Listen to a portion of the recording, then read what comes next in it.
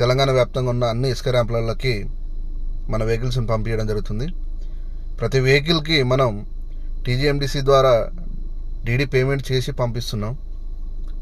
అయినా కూడా అక్కడ ఉన్న కాంట్రాక్టర్లు ఒక్కొక్క లారీ దగ్గర ఒక్కొక్క జిల్లాకు ఒక విధంగా, కరీంనగర్లో ఒక విధంగా, భూపాలపల్లిలో ఒక విధంగా, ములుగు జిల్లాలో ఒక విధంగా, భద్రాద్రి కొత్తగూడెం జిల్లాలో మరో విధంగా ఒక్కొక్కరు ఒక్కొక్క రీతిలో అక్రమంగా లారీ యజమానుల దగ్గర దౌర్జన్యం చేస్తూ డబ్బులు వసూలు చేస్తారు.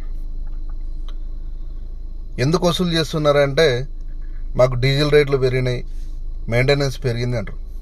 మేము ఒకటే ప్రశ్న అడుగుతున్నాం. మీరు టెండర్ వేసేటప్పుడు, ఎవరైతే టెండర్ వేసారో వాళ్ళు వేసేటప్పుడు టెండర్ కాలం పాటు ఎలాంటి మెయింటెనెన్స్ ఛార్జెస్ పెరిగినా తగ్గినా ఏదున్నా మేము భరించుకొని ఈ రేటుకి ఇస్తామని చెప్పేసి మీరు టెండర్ వేసి టెండర్ తీసుకురు కదా. ఈరోజు మెయింటెనెన్స్ పెరిగిందని మళ్ళీ ఎందుకు రెండోసారి వసూలు చేస్తారు? మీకు తెలియదా? టెండర్ వేసుకునేటప్పుడు ప్రభుత్వ అధికారులకు తెలియదా? టెండర్ వేసేటప్పుడు ఎంతకు వేయాలి, ఎందుకు అప్రూవల్ ఇస్తారని? మీరు అడ్డగోలు టెండర్లు వేసుకోవడం, మీ విధంగా అడ్డగోలుగా వసూలు చేసుకోవడం, ఇది ఎక్కడి పద్ధతి అండి? అంటే ప్రశ్నించేవారు లేకనా? అడిగేవారు లేరు.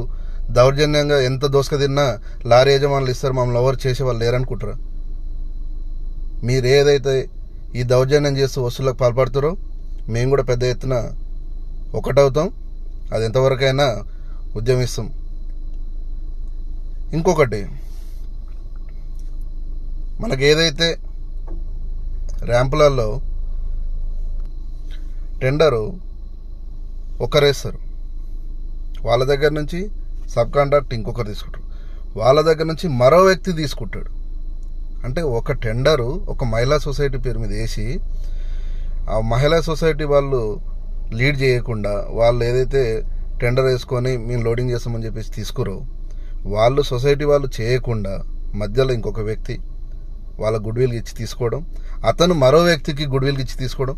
ఈ వ్యవస్థలో ఏమవుతుందంటే ఈ ఇద్దరు ముగ్గురు మారే వారికి వాళ్ళకి మెయింటెనెన్స్ కానీ, ఈ మధ్యవర్తులకు ఈ ఏదైతే కమిషన్ దందాలు ఉన్నాయో ఈ కమిషన్స్ అన్నీ సెట్ చేసుకొని లోడింగ్ చేసే వరకు మాకు వెళ్ళట్లేదు అంటారు.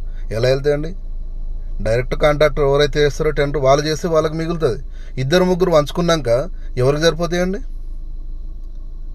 ఇందులో ఎవరెవరికి ఎన్ని వాటాలు వెళ్తున్నాయి, ఎవరెవరు ఎంత తీసుకుంటారు, ఎందుకు లారీ ఓనర్ల దగ్గర బెదిరించుకో తింటారు?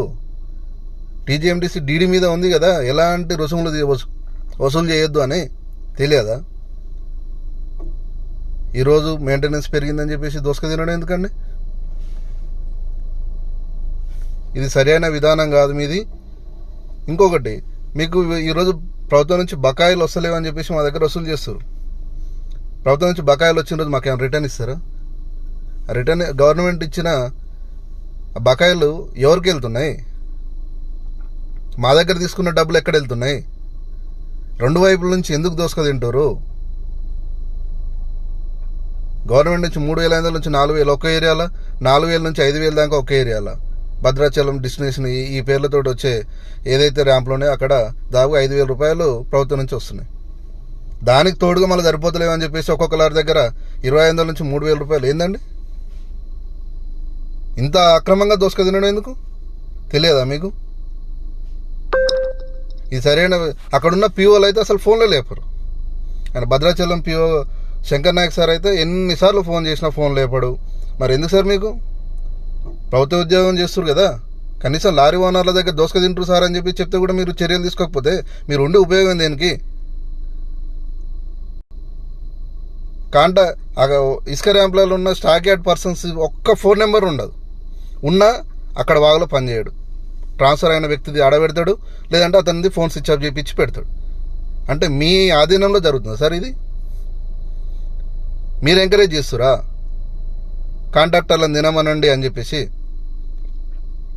ఏ ఎస్ఆర్ఏకి ఫోన్ చేసినా ఫోన్ లేపరు, మీకు ఫోన్ చేస్తే మీరు లేపరు. మరి ఎందుకు సార్? ఎవరికి ఫోన్ చేయాలి? టోల్ ఫ్రీకి ఫోన్ చేస్తేనేమో సార్ మేము కంప్లైంట్ తీసుకుంటున్నాం, యాక్షన్ తీసుకుంటున్నాం. ఏం యాక్షన్? ఇన్ని రోజుల నుంచి ఎన్ని యాక్షన్లు అయినాయి?